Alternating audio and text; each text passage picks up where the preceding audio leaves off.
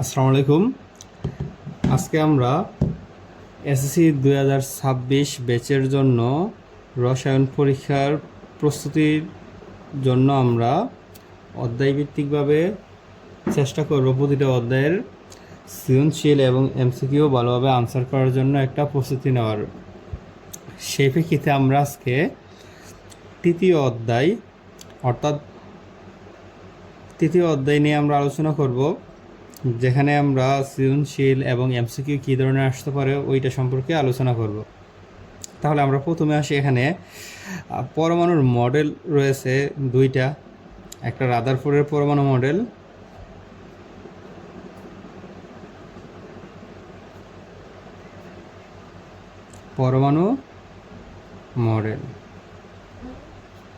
রাদারফোর্ডের পরমাণু মডেলের স্বীকার্যগুলো আমাদের জানা রাখতে হবে। এবং দ্বিতীয়ত রয়েছে রাদারফোর্ডের পরমাণু মডেলের সীমাবদ্ধতা। তাহলে আমার রাদারফোর্ডের পরমাণু মডেলের স্বীকার্য যেরকমভাবে জানা রাখতে হবে, একইভাবে রাদারফোর্ডের পরমাণু মডেলের সীমাবদ্ধতাগুলো কি জানা থাকতে হবে। আচ্ছা, আমরা প্রথমত আলোচনা করি রাদারফোর্ডের পরমাণু মডেল সম্পর্কে। রাদারফোর্ডের পরমাণু মডেলে বলা হয়েছে পরমাণুর একটা কেন্দ্র রয়েছে, এই কেন্দ্রের নাম নিউক্লিয়াস। আচ্ছা, এক নম্বরে বলছে পরমাণুর একটা কেন্দ্র রয়েছে, এই কেন্দ্রের নাম নিউক্লিয়াস, যার নাম কি নিউক্লিয়াস। আর এই নিউক্লিয়াসের ভিতরে অবস্থান করে প্রোটন ও নিউট্রন।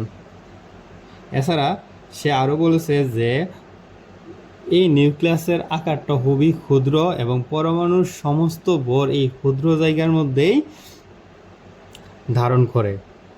তাহলে পরমাণুর ভরটা এই নিউক্লিয়াসের ভিতরেই থাকে, যার কারণে পরমাণুর ভর বা নিউক্লিয়াসের ভর বলতে আমরা বুঝি প্রোটন ও নিউট্রনের ভর।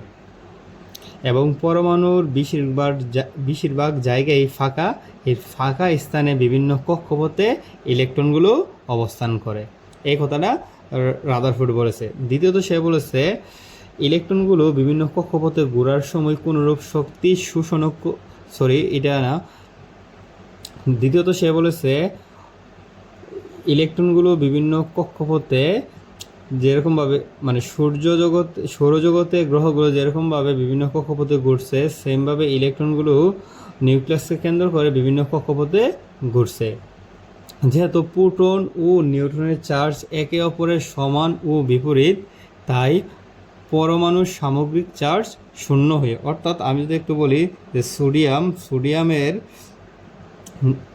নিউক্লিয়াস আছে 11টা প্রোটন, আর নিউক্লিয়াসের বাইরে বিভিন্ন কক্ষপথে আছে 11টা ইলেকট্রন। তাহলে প্রোটন এবং ইলেকট্রনের চার্জ একে অপরের বিপরীত, তাই আমরা বলতে পারি কি যে এদের সামগ্রিকভাবে চার্জটা শূন্য হয়। আচ্ছা, এই মডেলে রাদারফোর্ড সর্বপ্রথম নিউক্লিয়াস সম্পর্কে ধারণা দেয় বলে এটাকে বলা হয় নিউক্লিয় মডেল। আবার এই মডেলে রাদারফোর্ড সৌরজগতের সাথে তুলনা করেছে, তাই একে সোলার মডেলও বলা হয়। এই রাদারফোর্ডের মডেলটা যখন স্বীকার্যগুলো ব্যাখ্যা করলো, এর পরপরই কি তার সীমাবদ্ধতাগুলো নিয়ে মানুষের সামনে আসে। রাদারফোর্ড প্রথমত বিভিন্ন কক্ষপথের কথা বলেছে, কিন্তু কক্ষপথের আকার আকৃতি সম্বন্ধে কোনো ধারণা দিতে পারে নাই। অপরদিকে রাদারফোর্ড সৌরজগতের সাথে তুলনা করেছে, যেখানে সৌরজগতের গ্রহগুলো চার্জহীন কিন্তু ইলেকট্রন প্রোটনগুলো চার্জযুক্ত, তাই চার্জহীন বস্তুর সাথে চার্জযুক্ত বস্তুর তুলনা করা সঠিক হয়নি। আচ্ছা, 3 নম্বরে ম্যাক্সওয়েলের তত্ত্ব অনুসারে একটা বৃত্তাকার পথে যখন কোনো কিছু অনবরত ঘুরে তখন তার আকার ছোট হয়। তাহলে এই অনুযায়ী যদি ম্যাক্সওয়েলের তত্ত্ব অনুযায়ী একটা ইলেকট্রন অনবরত ঘুরে তখন তার আকারটা কি ছোট হতে হতে একসময় ইলেকট্রন নিউক্লিয়াসে পতিত হওয়ার সম্ভাবনা রয়েছে, কিন্তু বাস্তবে এরকমটা দেখা যায় না। তাই ম্যাক্সওয়েলের তত্ত্ব অনুসারে রাদারফোর্ডের মডেলটি সঠিক নয়। আচ্ছা, এবার আমরা বোরের পরমাণু মডেল সম্পর্কে একটু আলোচনা করি। পরমাণু মডেল। আচ্ছা, বোর পরমাণু মডেল 1913 সালে আর রাদারফোর্ডের পরমাণু মডেল 1911 সালে বর্ণনা করা হয়, আর 13 সালে বোরের পরমাণু মডেল বর্ণনা করে। বোরের পরমাণু মডেল মূলত রাদারফোর্ডের যে ত্রুটিগুলো রয়েছে এই ত্রুটিগুলি সম্পর্কে আলোচনা করা হয়েছে। যেমন রাদারফোর্ড প্রথমত বলেছিল কক্ষপথের আকার আকৃতি সম্বন্ধে কোনো ধারণা দিতে পারে নাই। বোর সেইখানে কক্ষপথের আকার আকৃতি সম্বন্ধে ভালো একটা ধারণা দিয়েছে যে ইলেকট্রন ইচ্ছা করলে যে কোনো কক্ষপথেই ঘুরতে পারে না। এগুলো কিছু অনুমোদিত বৃত্তাকার কক্ষপথে ইলেকট্রনগুলো পরিভ্রমণ করে। এই বৃত্তাকার কক্ষপথগুলোকে স্বাভাবিক সংখ্যা n সমান 1 2 3 4 এইভাবে প্রকাশ করা হয়েছে, যেখানে n এর মান 1 এর জন্য k, 2 এর জন্য l, 3 এর জন্য m এবং 4 এর জন্য n শেল বলা হয়েছে, বা অরবিট বা কক্ষপথ বা স্থির কক্ষপথ অথবা শক্তি স্তর বলা হয়েছে। আচ্ছা, তারপর এই ইলেকট্রনগুলো যখন বৃত্তাকার পথে ঘুরে তখন তার একটা কৌণিক ভরবেগ হয়, আর এই কৌণিক ভরবেগের মান হইতেছে mvr সমান nh/2π। এই সূত্র দ্বারা আমি জাস্ট সংক্ষিপ্তভাবে আলোচনা করে দিতেছি, আর আমরা সৃজনশীলের ব্যবহারগুলো নিয়ে একটু আলোচনা করবো বেশি। যেমন এই সূত্র দ্বারা আমাদের অঙ্ক থাকবে। তাহলে এখানে আমরা প্রত্যেকটা জিনিস চিনি যে এম হইতেছে ইলেকট্রনের ভর। ইলেকট্রনের ভর কত? আচ্ছা, এইগুলো আমি আগে একটু বলে নেই। ইলেকট্রনের ভর হইতেছে 9.11 বা 10 বলতে পারি ইন্টু 10⁻28 গ্রাম। যদি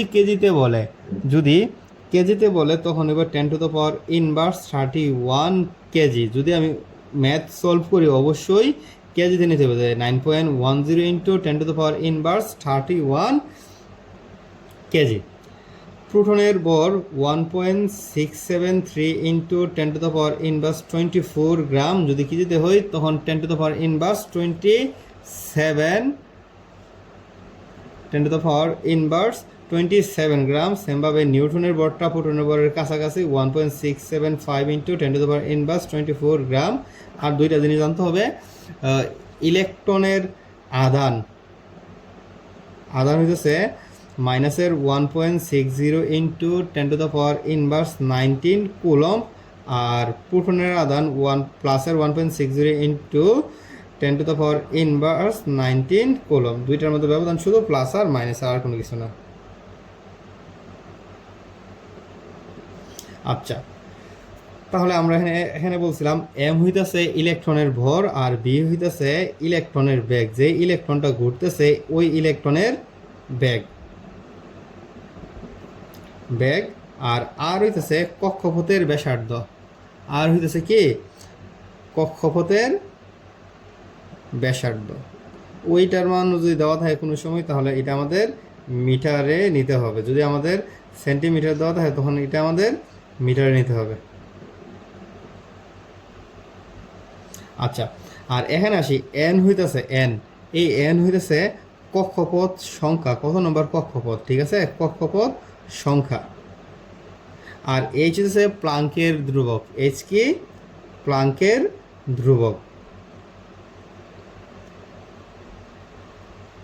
এইচ প্লাঙ্কের ধ্রুবক, আর প্লাঙ্কের ধ্রুবকের মান নির্দিষ্ট, ওইটা হচ্ছে 6.626 into 10⁻⁻34 joule second. 10⁻⁻34 joule second.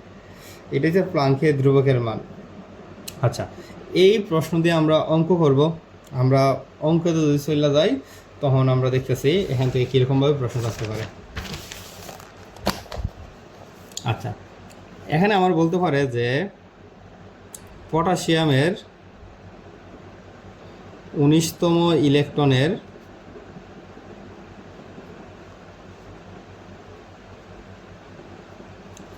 কৌণিক ভরবেগ কত?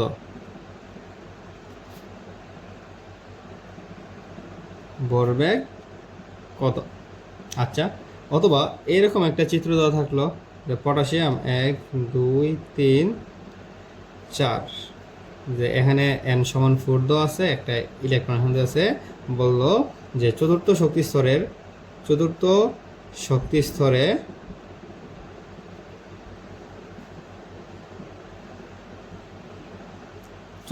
শক্তি স্তরে কৌণিক ভরবেগ কত? কৌণিক ভরবেগ নির্ণয় করো বা কত? আচ্ছা আমরা দেখি তাহলে আমরা জানি কৌণিক ভরবেগ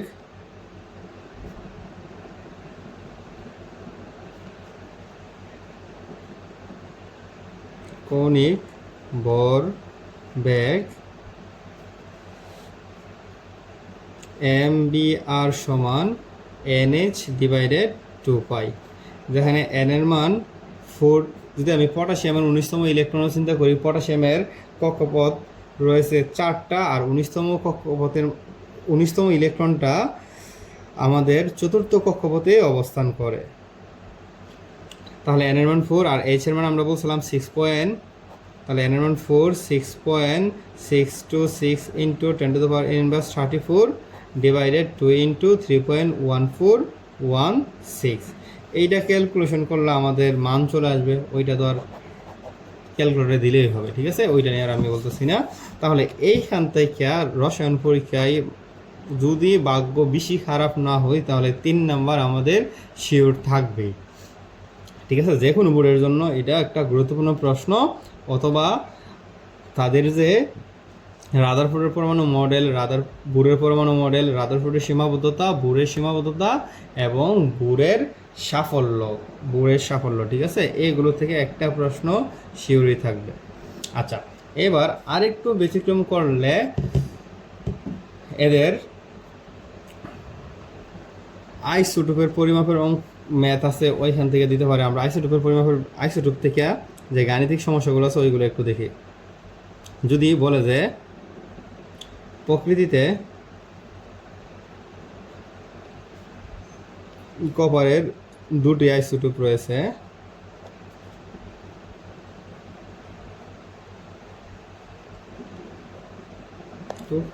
ঠিক আছে, 2টা আইসোটোপ রয়েছে, যেমন 63 কপার যেটা আছে 75% এবং 65 কপার এটা রয়েছে 25%। আচ্ছা, তাহলে 63 কপার রয়েছে 75% এবং 65 কপার রয়েছে 25%। তাহলে এর গড় পারমাণবিক ভরটা যদি আমরা নির্ণয় করি, শুধু সাপটা এখানে সূত্র বা কোনো কিছু মনে রাখার দরকার নাই।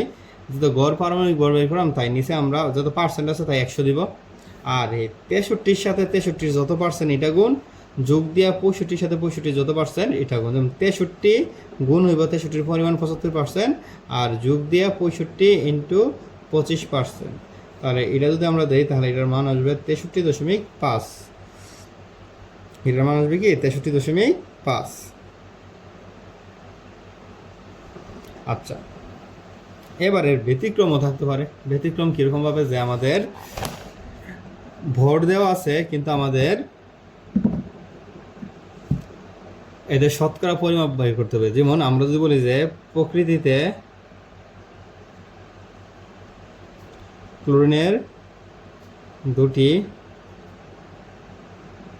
আইসোটোপ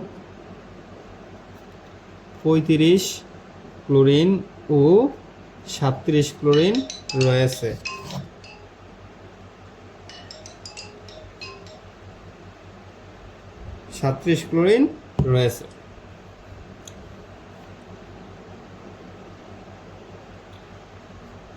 যার গড়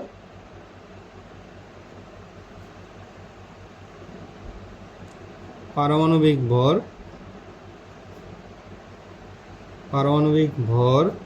35.5 হলে এদের প্রত্যেকের শতকরা পরিমাণ কত? প্রত্যেকের শতকরা পরিমাণ কত? আচ্ছা, শতকরা পরিমাণ কত হলে আমরা যদি বলি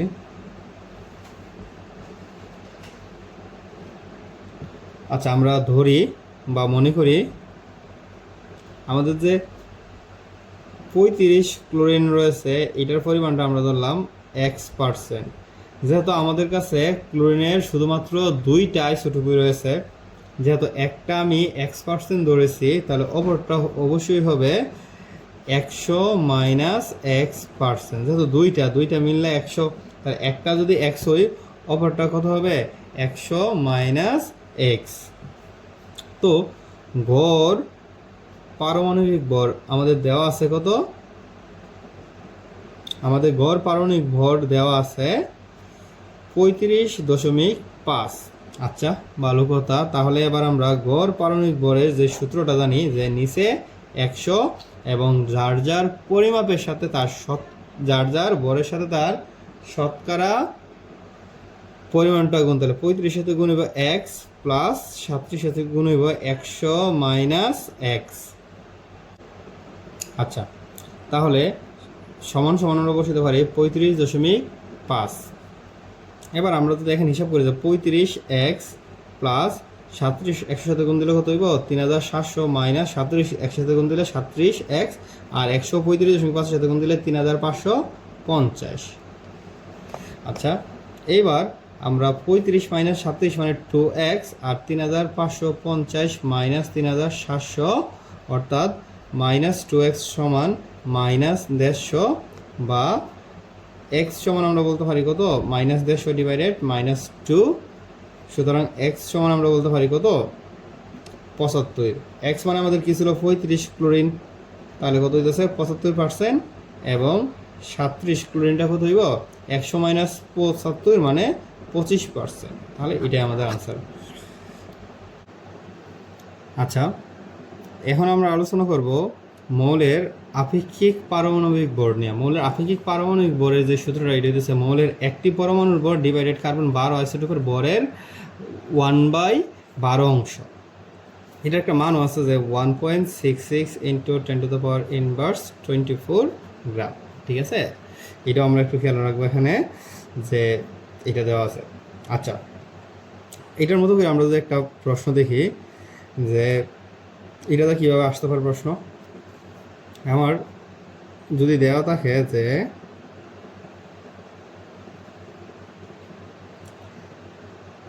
x2 এর একটি অণুর ভর, x2 এর একটি অণুর ভর। আচ্ছা, একটা x2 এর একটি অণুর ভর 1.1788 ইন্টু 10⁻⁻22 গ্রাম হলে এর আপেক্ষিক পারমাণবিক ভর কত? ঠিক আছে, ওইটা আমাদের বের করতে বলছে। আচ্ছা, আমরা দেখি তাহলে। আচ্ছা, এখানে দেওয়া আছে x2 এর একটা অণু। আচ্ছা, আমাদের সূত্রতে রয়েছে কি একটি পরমাণুর ভর, কিন্তু এখানে আমাদের দেওয়া আছে কি একটি অণুর ভর। তাহলে অণুর ভর থেকে আমাদের কি পরমাণুর ভরটা বের করে নিতে হবে। যেহেতু এখানে দেওয়া আছে দুইটা পরমাণু মিললে একটা অণু হয়েছে, তাই আমি অণুর ভরকে 2 দ্বারা ভাগ করলে একটা পরমাণুর ভর পেতে পারি। তাহলে আমাদের দেওয়া আছে একটি অণুর ভর 1.1788 ইন্টু 10⁻⁻22 গ্রাম। সুতরাং একটি পরমাণুর ভর হবে, আচ্ছা, এই 1.1788 ইন্টু 10⁻⁻22 ডিভাইডেড 2 গ্রাম। তাহলে এটা আসে 5.894 ইন্টু 10⁻⁻23 গ্রাম। এবার আমরা যদি বলি যে সুতরাং এক্স মৌলের আপেক্ষিক পারমাণবিক ভর, আমি সংক্ষিপ্ত করে রাখলাম সূত্রটা কি, একটা পরমাণুর ভর পেলাম আমরা 5.894 ইন্টু 10⁻⁻23 ডিভাইডেড কার্বন 12 আইসোটোপের ভরের 12/1 অংশ, অর্থাৎ 1.66 ইন্টু 10⁻⁻24। এই দুইটা ভাগ করলে আমাদের ভাগফলটা কত আসতেছে ওইটা আমরা দেখি। তাহলে এখানে ভাগফলটা আসছে 35.5, ঠিক আছে? তাহলে এটা আমাদের আনসার।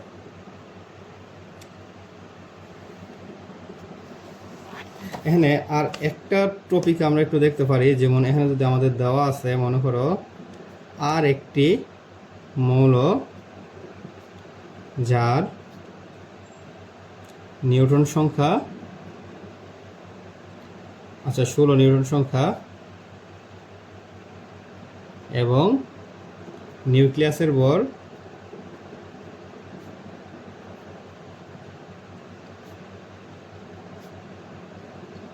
1895 ইন্টু 10⁻⁻23 গ্রাম।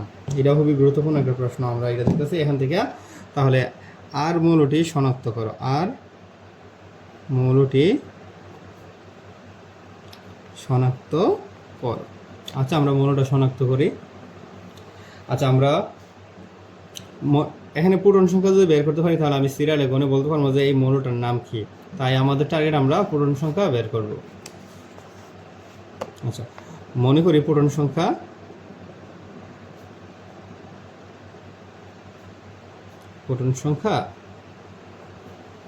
পি। আচ্ছা, এবার আমরা যা জানি যে একটি প্রোটনের ভর 1.673 ইন্টু 10⁻⁻23 গ্রাম, একটি নিউটনের ভর 1.675 ইন্টু 10⁻23 গ্রাম। আচ্ছা, তাহলে প্রশ্ন মতে আমার কাছে প্রোটন রয়েছে পি। একটা প্রোটনের ভর যদি 1.673 ইন্টু 10⁻23 গ্রাম হয়, তাহলে পি সংখ্যক প্রোটনের ভর কত হবে? পি ইন্টু 1.673 ইন্টু 10⁻⁻23 প্লাস, যেহেতু নিউক্লিয়াসের ভর বলেছে, তাহলে নিউক্লিয়াসের মধ্যে আমরা রাদারফোর্ডের পরমাণু মডেলে পড়ছিলাম যে নিউক্লিয়াসের ভিতরে প্রোটন ও নিউট্রন থাকে। তাহলে সেই অনুযায়ী প্রোটন এবং নিউট্রনের ভরটাই কি নিউক্লিয়াসের ভর। তাহলে নিউটন সংখ্যা আছে 16, তাহলে নিউটন সংখ্যা 16 সাথে নিউটনের ভর গুণ দিলে আমরা 16টা নিউটনের ভর পাইতেছি 23। আর এটা সমান হইবে কি আমাদের যে নিউক্লিয়াসের ভর 10, অর্থাৎ 1.5895 ইন্টু 10⁻⁻23। এই যে অংশটা আছে না, এটা যোগ আকারে আছে, এটা আমি ওই দিকে দিয়ে দিব। তাহলে ওই দিকে গেলে সে মাইনাস হবে। তাহলে P into 1.673 into 10⁻⁻23 is equal to 5.1825 into 10⁻⁻23 minus 16 into 1.675 into 10⁻⁻23। আচ্ছা, এবার আমাদের টার্গেট আমরা পির মান বের করবো। তো পিকে আমরা আমাদের টার্গেট পির মান বের করবো। পিকে আমরা স্থির রেখে পির যে সহগ আছে এটা ওই দিকে দিলে, যেহেতু গুণাকার আছে ওই সাইডে দিলে ভাগ হবে। তাহলে 5.1825 into 10⁻⁻23 minus 16 into 1.675 into 10⁻⁻23 divided 1.673 into 10⁻⁻23। তাহলে এখানে যদি আমরা ক্যালকুলেটরের মানগুলো যেভাবে আছে ওইভাবে বসাই, তার মান আসবে কত? 15। তাহলে প্রোটন সংখ্যা 15 নম্বর কে আছে? ফসফরাস। সুতরাং আর মৌলটির প্রোটন সংখ্যা 15। সুতরাং মৌলটি হইতেছে কি হলো ফসফরাস। ঠিক আছে, ফসফরাস। তাহলে এটাও খুবই গুরুত্বপূর্ণ একটা প্রশ্ন যে মৌলটা ফসফরাস, মৌলটা শনাক্ত করা।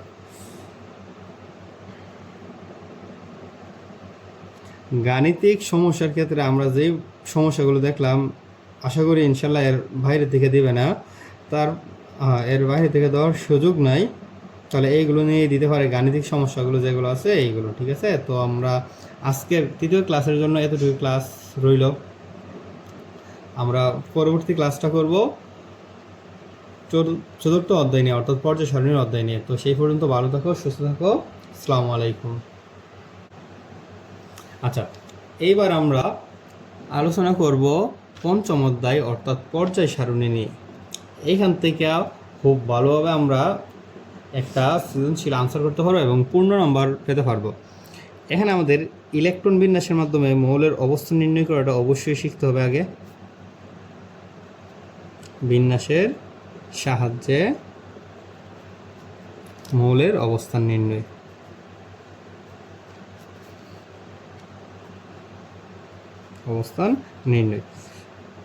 এই ইলেকট্রন বিন্যাস হইতেছে কি রসায়নের একটা প্রাণ বলতে পারো। ইলেকট্রন বিন্যাস ছাড়া আমরা রসায়নের অনেক কিছুই কল্পনা করতে পারি না, ঠিক আছে? তাহলে ইলেকট্রন বিন্যাসটা আমাদের জরুরি। আর ইলেকট্রন বিন্যাসের মাধ্যমে আমরা কি করতে পারি, একটা মৌলের অবস্থান নির্ণয় করতে পারি, সে পর্যায় সারণীর কোথায় আছে, কোন অবস্থায় আছে, ওই সবগুলো তথ্য আমরা ব্যাখ্যা করতে পারি। এই জন্য ইলেকট্রন বিন্যাসকে বলা হয় কি পর্যায় সারণীর মূল ভিত্তি। আমি 3টা মৌলের ইলেকট্রন বিন্যাস করবো, যেটা আমাদের জন্য যথেষ্ট যে ইলেকট্রন বিন্যাসের মাধ্যমে অবস্থান নির্ণয় করে। সোডিয়াম নিলাম, সালফার নিলাম, আর একটা আমরা জিঙ্ক নিলাম। আচ্ছা, জিঙ্ক না নিয়ে আমরা একটু ব্যতিক্রম নেই, 26 আয়রন নিলাম, Fe নিলাম। আচ্ছা, তাহলে 1s2 2s2 2p6 3s1 1s2 2s2 2p6 3s2 3p4।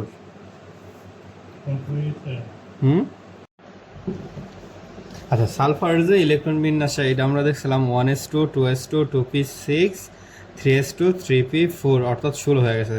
Iron 26 electron বিন্যাসটা আমরা যদি করে যে 1s2 2s2 2p6 3s2 3p6 3d আমরা দেবো, কিন্তু ইলেকট্রন আগে আমরা দেবো 4s এর মধ্যে, আর বাকি যতটা ইলেকট্রন থাকবে ওইটা দেবো 3d এর মধ্যে। কিন্তু আমরা 3p এর পরে 3d বসাবো, ঠিক আছে, কিন্তু ইলেকট্রন দিব আমরা আগে 4s এর মধ্যে, আর 4s এর মধ্যে 2টা দেওয়ার পর বাকি থাকছে তো 2 2 4 10 12 18 20, বাকি থাকছে 6টা d এর মধ্যে দিলাম। এবার এই যে শেষের যে শক্তি স্তরটা, এই শেষের শক্তি স্তরটা এটার বলে ওই পর্যায়। তাহলে এখানে আমরা সোডিয়ামের পর্যায়ে বলতে পারি কত, 3। সেমভাবে সালফারের পর্যায়ে বলতে পারি 3, আয়রন এর পর্যায়ে বলতে পারি 3। এবার যদি বলি যে গ্রুপ,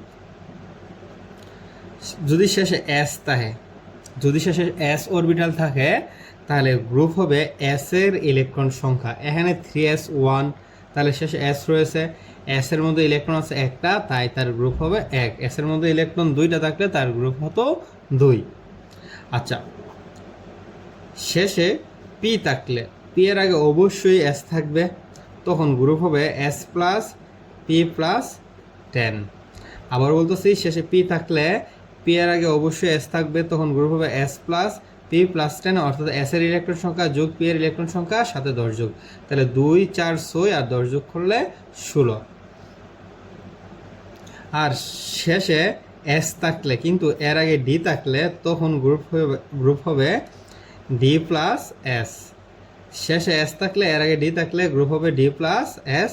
আর যদি ডি না থাকে তাহলে এস এর ইলেকট্রন সংখ্যাই কি গ্রুপ সংখ্যা, ডি না থাকলে এস এর ইলেকট্রন সংখ্যাই গ্রুপ সংখ্যা। তাহলে এখান থেকে 3 নম্বরের জন্য মৌলের অবস্থান নির্ণয় করা আসতে পারে।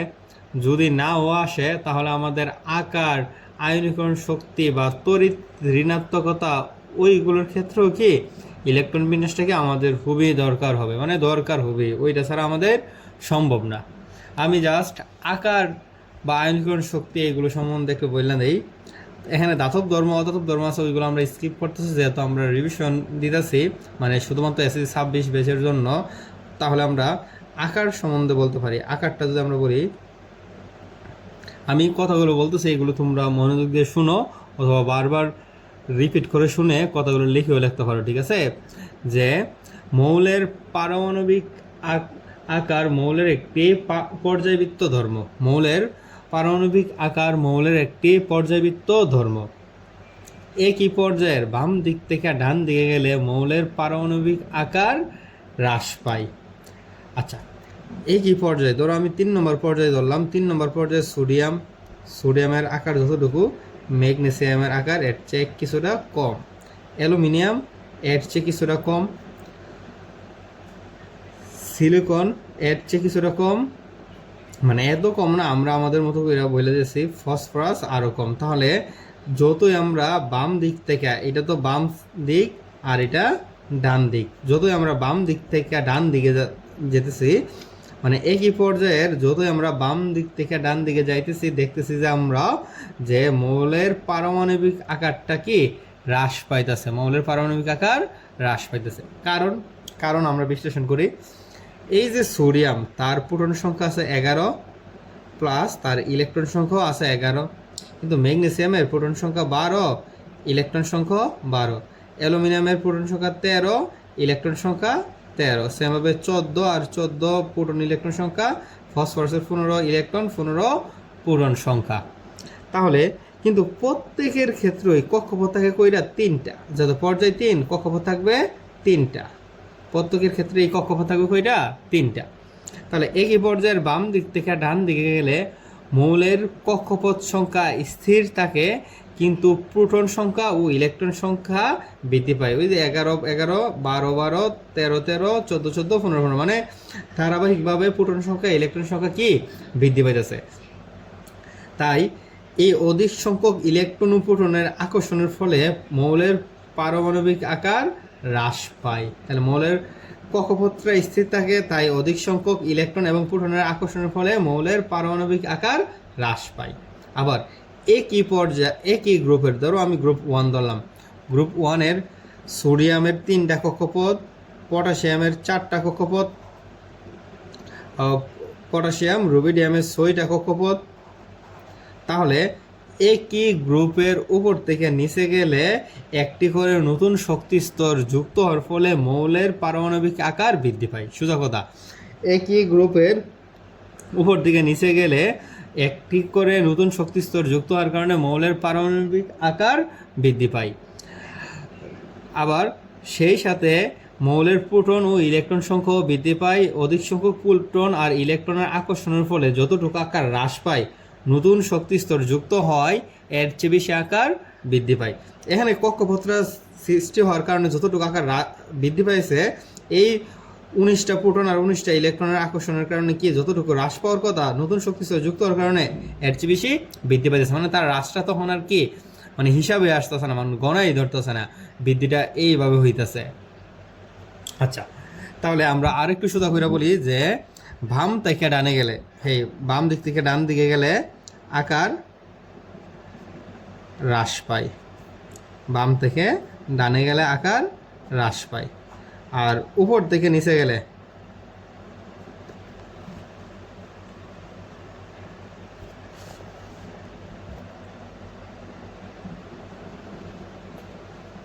যদি উপর থেকে নিচে যাওয়া হয় তখন আকার বৃদ্ধি পায়। আকারটা যদি আমরা পারি, আমরা আয়নীকরণ শক্তি, তড়িৎ ঋণাত্মকতা, ইলেকট্রন আসক্তি সবগুলো সহজেই পারবো। মনে রাখতে হবে যে নামগুলো আমরা লিখতেছি আয়নীকরণ শক্তি, এইগুলোর সংজ্ঞাগুলো আমাদের কাছে আমরা শিখানো। আয়নীকরণ শক্তি সংজ্ঞাগুলো আমি বলে দিব। তারপর হচ্ছে কি ইলেকট্রন আসক্তি,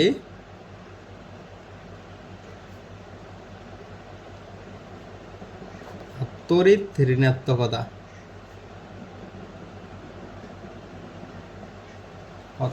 ঠিক আছে, এই তিনটাই হইতেছে কি আকারের উল্টা।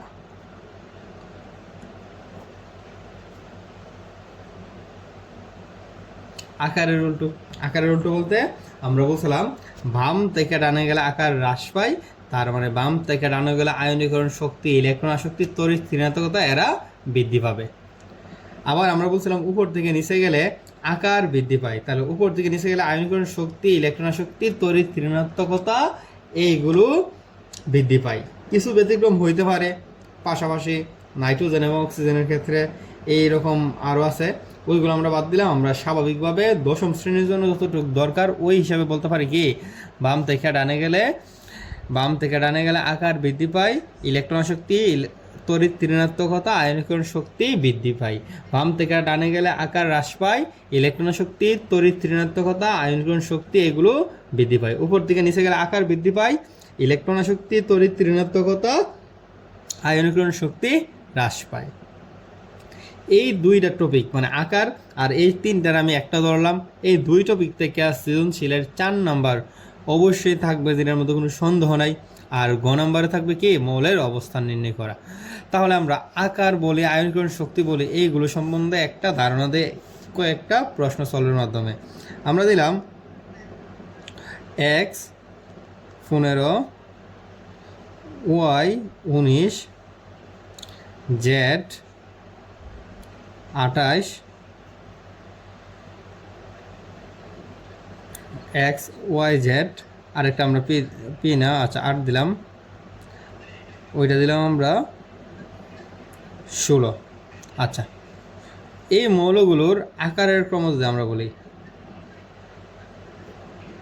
শুনো, রসায়ন পারামান হইতেছে কি, আমি একবারে যেইটারে বলতে পারি একবারে ফরজ, মানে 30টা মৌলের নাম জানতেই হবে, না হলে আমরা রসায়নের কিছুই পারবো না। যেমন আমি এখানে 28 পর্যন্ত নিলাম, মানে ভাগ্য ভালো থাকলে 30-এর ভিতরে হয়ে যাব। এরপরও আমরা গ্রুপ 1-এর যে মৌলগুলো আছে এদের পারমাণবিক সংখ্যা জানতে হইব।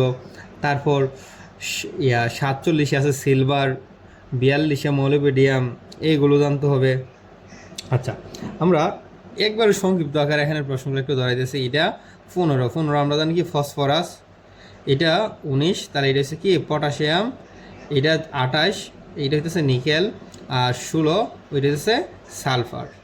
আচ্ছা, ইলেকট্রন বিন্যাসের মাধ্যমে আমরা একটু আগে অবস্থান নির্ণয় করছিলাম, তাহলে আমরা অবস্থানগুলো আমি জাস্ট এখানে মুখে মুখে বলে দিলাই। দেখো, ফসফরাস পর্যায় 3 আর গ্রুপ হয়েছে 15, পটাশিয়াম পর্যায় 4 গ্রুপ 1, আচ্ছা পর্যায় গ্রুপ নিকেল হইতেছে পর্যায় 4 আর গ্রুপ 10, সালফার পর্যায় 3 আর গ্রুপ 16। আচ্ছা, আমরা প্রত্যেকটা মৌলের অবস্থান নির্ণয় করলাম, ঠিক আছে, ইলেকট্রন বিন্যাসের মাধ্যমে। আমি আর এগুলো দেখাইলাম না, আমরা আগে দেখে আসলাম যে কীভাবে ইলেকট্রন বিন্যাসের মাধ্যমে এদের অবস্থান নির্ণয় করে। এইবার আমাদের কাজ, আমরা যত আকার নির্ণয় করব, আমরা দেখবো যে সবার নিচে কে আছে, সবার নিচে আমরা কীভাবে বুঝবো যে কার পর্যায় সবচেয়ে বড়। তাহলে এখানে পর্যায় 3, 4, 4, 3, তাহলে এই দুইটা মৌল অর্থাৎ পটাশিয়াম ও নিকেল, তারা নিকেল পর্যায় 4-এ অবস্থিত, ঠিক আছে, পটাশিয়াম এবং নিকেল পর্যায় 4-এ অবস্থিত। তাহলে আমরা কি বলতে পারি যে যেহেতু পটাশিয়াম ও নিকেল পর্যায় 4-এ অবস্থিত, তাহলে পটাশিয়াম ও নিকেল আমাদের ফসফরাস ও সালফার অপেক্ষা বড়, কারণ তারা নিচে অবস্থিত আর নিচের মৌলগুলোর আকার কি হয়, বড় হয়। আচ্ছা, সোজা কথা, পটাশিয়াম ও নিকেল সবার চেয়ে বড়। এবার এই দুইটার মধ্যে আমরা যাচাই করবো কে বড় এবং কে ছোট। আচ্ছা, আমরা যদি দেখি এর গ্রুপ হইতেছে 1 আর এর গ্রুপ হইতেছে 10। আমি যদি 1 আর 10 লিখি, 1, 2, 3, 4, 5, 6, 7, 8, 9, 10, তাহলে তো কার অবস্থান কোন দিকে যাচ্ছে, 1-এর অবস্থান বাম দিকে আর 10-এর অবস্থান ডান দিকে। আর আমরা জানি কি বামের মৌলগুলোর আকার বড়, ডানের মৌলগুলোর আকার ছোট। যেহেতু একই পর্যায়ে 4-এ পটাশিয়াম ও নিকেল অবস্থিত এবং পটাশিয়ামের অবস্থান বামে, নিকেলের অবস্থান ডানে, তাই আমরা বলতে পারি যে পটাশিয়াম গ্রেটার দেন নিকেল। আচ্ছা, এইবার আমরা যদি বলি যে আচ্ছা একই পর্যায় 3-এ পটাশিয়াম ও ফসফরাস ও সালফার অবস্থিত, আচ্ছা, যেখানে সালফারের গ্রুপ হইতেছে 15, ফসফরাসের গ্রুপ হইতেছে 15 আর সালফারের গ্রুপ হইতেছে 16। তাহলে 15 এবং 16 দুইটা সংখ্যা আমি লিখলাম, এর মধ্যে কার অবস্থান বামে, অবশ্যই 15 বামে আর 16 ডানে। তার মানে ফসফরাস বামে রয়েছে, সালফার ডানে রয়েছে। আর আমরা জানি বামের মৌলের আকার বড় হয়, ডানের মৌলের আকার ছোট, তাহলে আমরা বলতে পারি যে পটাশিয়াম গ্রেটার দেন সালফার। তাহলে আমরা প্রথম বলছিলাম যে পটাশিয়াম ও নিকেল সবার থেকে বড়, তাহলে পটাশিয়াম নিকেল কার থেকে বড়, সালফার এবং ফসফরাস থেকে বড়।